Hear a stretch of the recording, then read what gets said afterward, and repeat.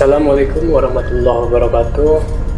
Selamat malam, pagi, siang, ataupun sore, khususnya bagi para pengguna Aksara WebGIS yang mungkin ada pertanyaan terkait konversi CRS atau proyeksi data spasial agar dapat diimpor dan ditampilkan ke dalam aplikasi pemetaan yang dibangun menggunakan Aksara WebGIS. For the audience that don't know bahasa, you can turn the caption on, so maybe you can reading the caption. Baik, pada kesempatan kali ini saya akan mendemonstrasikan atau mencontohkan bagaimana mengkonversi data spasial dengan format CRS yang berbeda-beda menjadi format UTM atau format koordinat yang umumnya digunakan oleh Google sebagai format standar pemetaan mereka. Dan tentunya karena Aksara WebGIS menggunakan format proyeksi yang serupa, maka pengguna Aksara WebGIS perlu melakukan konversi terlebih dahulu untuk data spasial yang menggunakan format proyeksi non-UTM.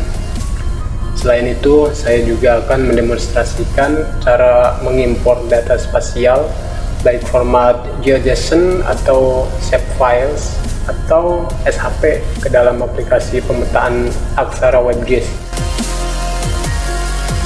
Baik, mari kita langsung mulai. Kebetulan di sini saya telah menyiapkan data spasial ya. Ini data spasial contoh saya dapatkan dari RDTR atau RBI Rupa Bumi Indonesia.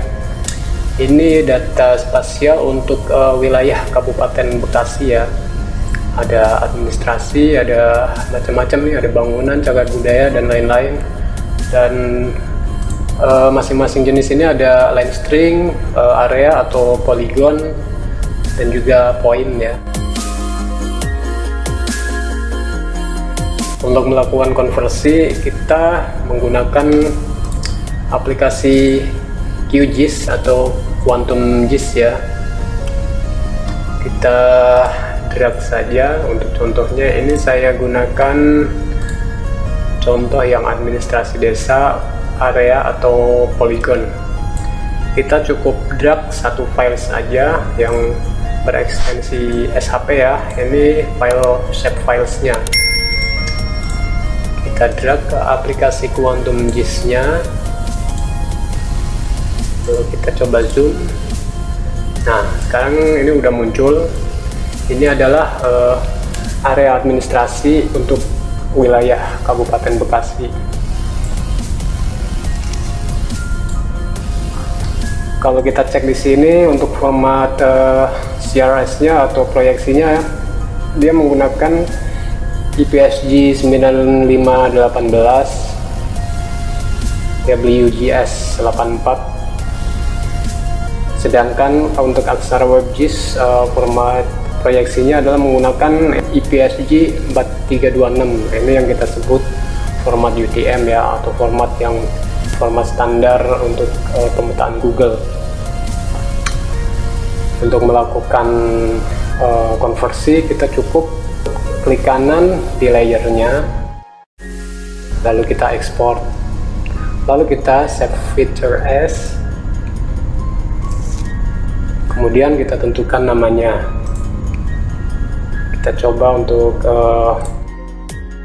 Kabupaten Bekasi ini tadi adalah administrasi desa.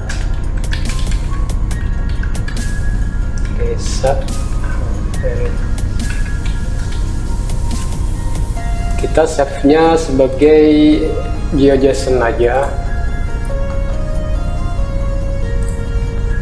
Lalu pilih untuk kolom CRS-nya. Kita pilih proyeksinya ke dalam IPSG 4326 ya. Seperti ini. Kemudian abaikan kolom yang lainnya. Ini untuk formatnya kita pilih saja GeoJSON. Kemudian kita klik OK.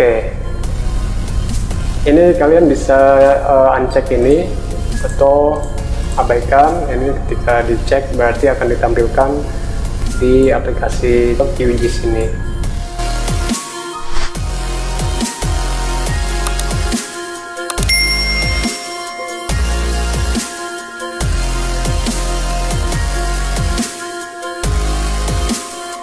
Ya, jadi ada dua, yang satu yang formatnya GTM, satu lagi yang aslinya.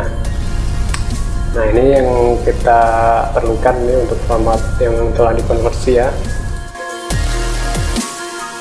Oke, selanjutnya kita kembali ke folder. Ini ada file GeoJSON yang baru kita konversi tadi. Untuk melakukan kompresinya kita cukup klik kanan, lalu klik add to archive, kemudian untuk archive formatnya pilih zip. Oke, ini sudah ada format zipnya. Kemudian kita ke aplikasinya, kita login terlebih dahulu.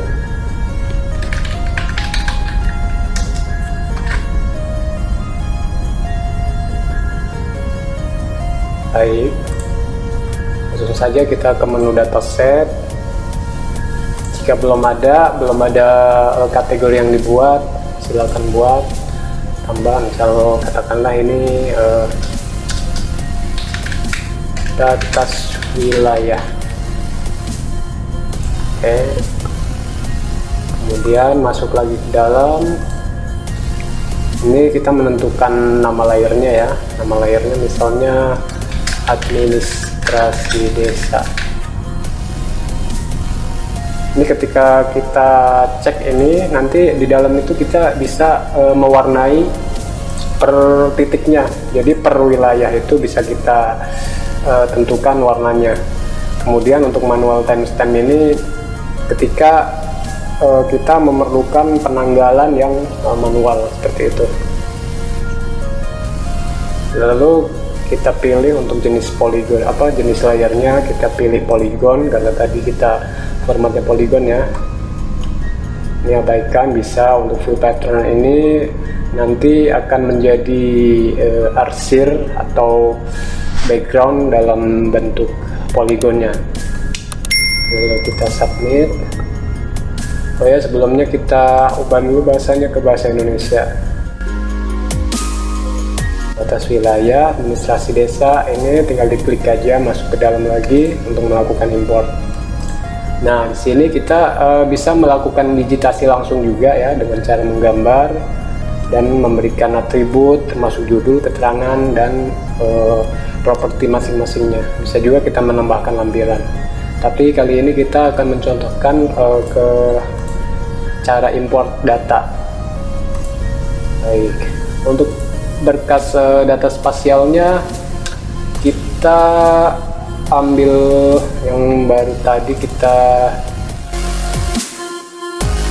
kompres ya yang ini. Lalu untuk kolom judul ini bisa didapat dari atribut layernya. Kita cek untuk atribut itu ada nama OBJ dan masing-masing ya. Kita misal untuk judulnya kita menggunakan diambil dari 6 OBJ ini, maka kita masukkan di sini kolom judulnya diisi dengan 6 OBJ. Nama OBJ ini sesuai dengan judul daripada atribut layer yang dipilih. Nanti akan terisi otomatis yang di bawahnya ini, kayak misalnya Babakan Raden, Bojongmangu dan sebagainya. Kita juga bisa menggunakan kunci atribut lain ya. Untuk misalnya untuk ke kolom deskripsi kita isi menggunakan kolom yang ini, berarti diisi dengan remark gitu. Oke, selanjutnya untuk include data special attribute ini berarti ketika kita centang dia akan mengambil atribut dari data spasial yang ada. Yang di sini nanti akan diambil dan menjadi judul dan deskripsi. Kalau kita abaikan atau kita tidak centang, nanti judul dan deskripsi ini akan diisi sesuai yang kita masukkan di sini. Misal ini tidak dicentang, berarti judulnya semua akan menjadi 6 OBJ seperti itu. Baik, karena ini ada data atributnya, kita centang lalu kita simpan.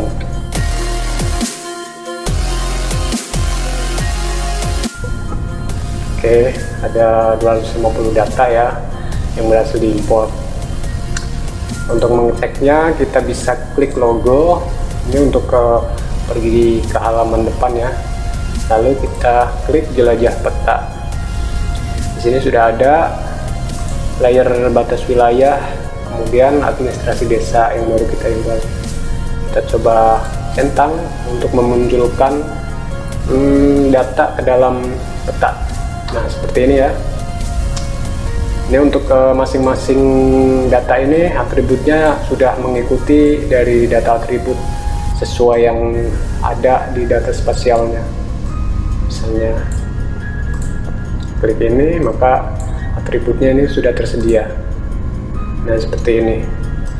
Kita coba untuk import, kita buat layer dengan jenis yang berbeda ya. Misalnya kita isi potensi wilayah.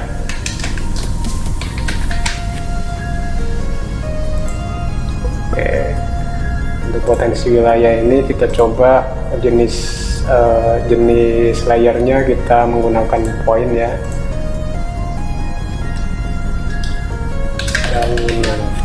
Bangunan. Lalu untuk pewarnaannya misal kita buat menjadi biru. Oke, kita buat untuk individual symbolizer ini kita aktifkan supaya nanti kita bisa melakukan pewarnaan secara individual atau per titiknya. Kita simpan, lalu kita klik lagi masuk, kemudian kita import. Oh ya, untuk yang jenis ini kita juga menggunakan dari contoh ya. Untuk importnya kita gunakan yang katakanlah bangunan, ini poin. Kita buka kembali QGIS-nya, ini kita hapus dulu.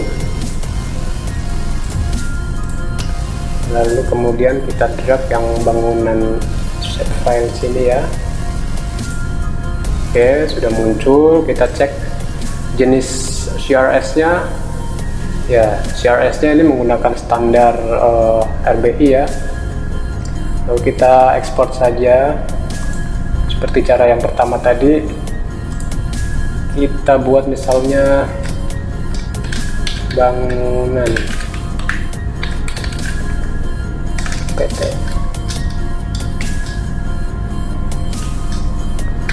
Untuk penamaan ini bebas ya, tidak harus mengikuti, tapi ini sebagai contoh saya nanti supaya mudah untuk cari datanya. Kemudian kita save sebagai GeoJSON. Lalu jangan lupa pastikan untuk format CRS-nya kita pilih lagi, untuk CRS-nya ke IPSG 4326.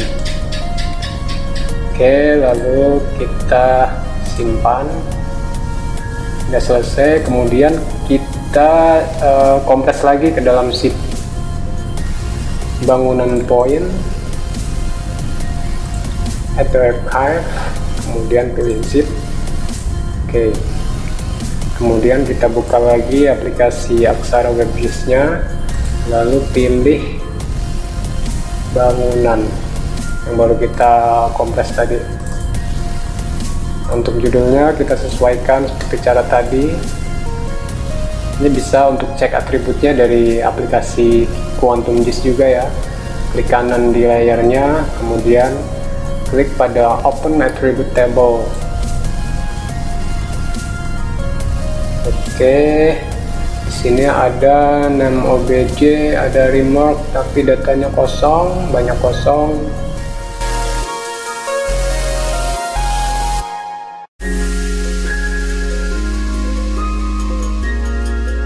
Baik, kita gunakan saja name obj ya. Nanti ketika tidak ditemukan datanya, dia akan otomatis kosong atau diisi dengan notito seperti itu.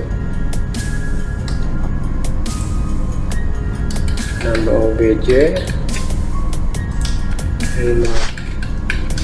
seperti ini, kita simpan.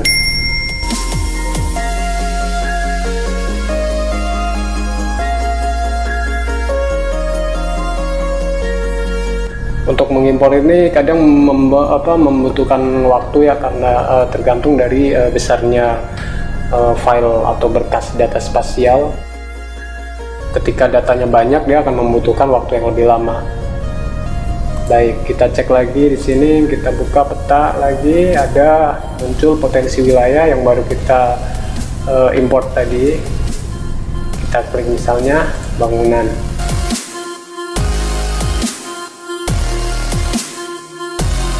Di sini dia muncul ya untuk titik-titik terkait data spasial di bawah layer bangunan yang telah kita import. Nah, seperti ini. Ini juga bisa diklik satu-satu, nanti informasinya akan muncul sesuai atribut yang didapatkan dari data spasial yang ada.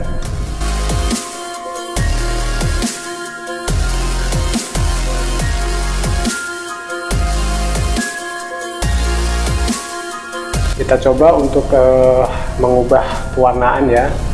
Untuk mengubah pewarnaan, kita misal ubah untuk yang batas wilayah.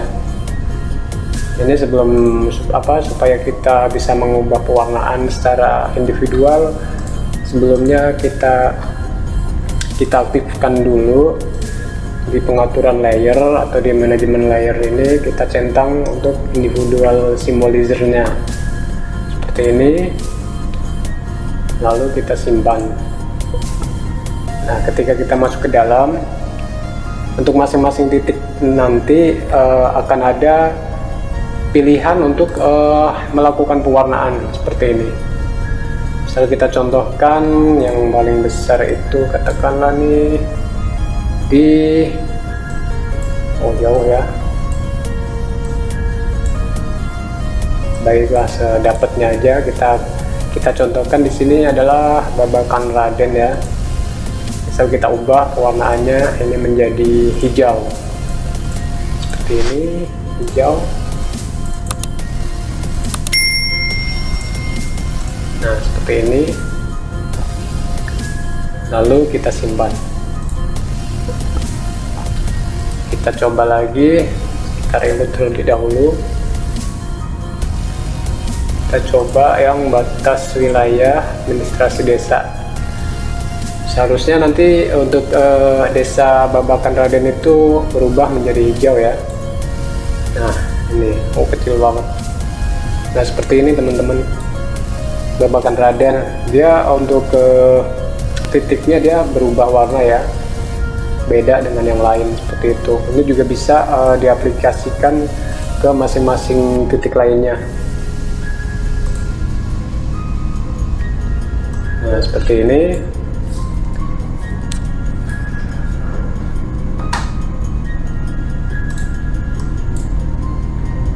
Seperti ini, baik.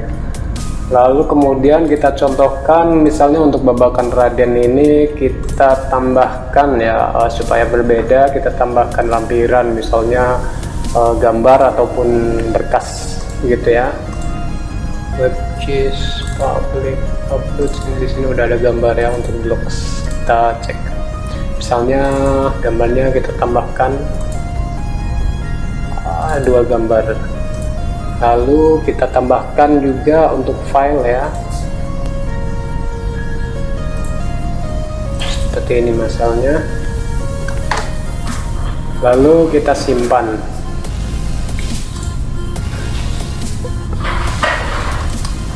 Kita cek di sini sudah muncul dia gambar yang kita tambahkan ya. Yang muncul di slideshow ini hanya gambarnya saja, tidak termasuk filenya. Untuk membuka file, kita klik selengkapnya, nanti muncul di samping ini termasuk filenya ya, untuk lampiran file, dan di atas ini adalah gambarnya seperti itu. Kemudian selain daripada warna, misal kita contohkan untuk menambahkan pattern ya. Pattern ini nanti yang akan mengubah yang akan menggantikan warna menjadi misalnya seperti arsiran seperti itu. Kita coba yang ini, yang besar wilayahnya Cilangkara. Kita update, kita ubah menjadi arsiran menggunakan yang norak. Oke, tersimpan. Kita reload, lalu kita cek lagi.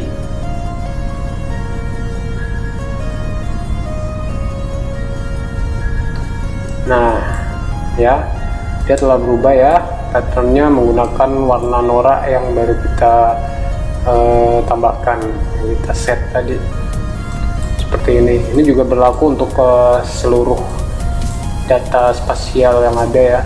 Bisa menambahkan pattern, bisa mengubah warna, bisa menambahkan gambar atau informasi detail termasuk lampirannya, seperti itu ya. Jadi cara konversinya menggunakan aplikasi QuantumGIS atau QGIS. Sini kita tinggal export aja, lalu save feature as, kemudian pilih CRS-nya ke 4326. 4326 ini adalah format UTM atau format yang didukung oleh Aksara WebGIS ya.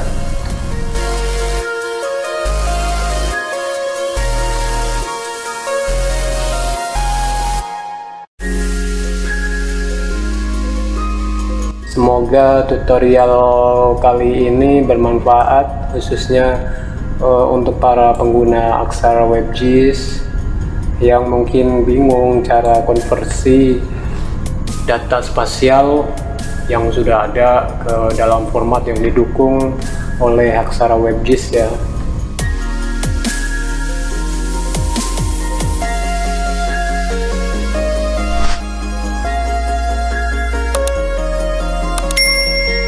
Baik, kalau begitu saya akhiri pertemuan kali ini untuk tutorial kali ini. Selanjutnya saya akan coba membuat tutorial lain terkait ekosistem yang dibangun menggunakan Aksara ya, khususnya termasuk nanti pembuatan modul atau pemahaman aplikasi lainnya. Bagi teman-teman yang ada saran mungkin atau ide atau pertanyaan terkait ekosistem yang dibangun dengan menggunakan Aksara CMS ya, khususnya bisa berkomentar, terus kemudian ditulis saja di komentar untuk video selanjutnya ini apa yang perlu kita bahas, seperti itu ya. Jadi nanti kalau ada kesempatan saya akan kembali upload untuk menjawab teman-teman pengguna Aksara khususnya ya, termasuk ekosistemnya, termasuk ya Aksara WebGIS atau yang lainnya. Nanti saya akan coba buatkan tutorial, baik itu hanya video showcase atau tutorial berbicara seperti ini ya.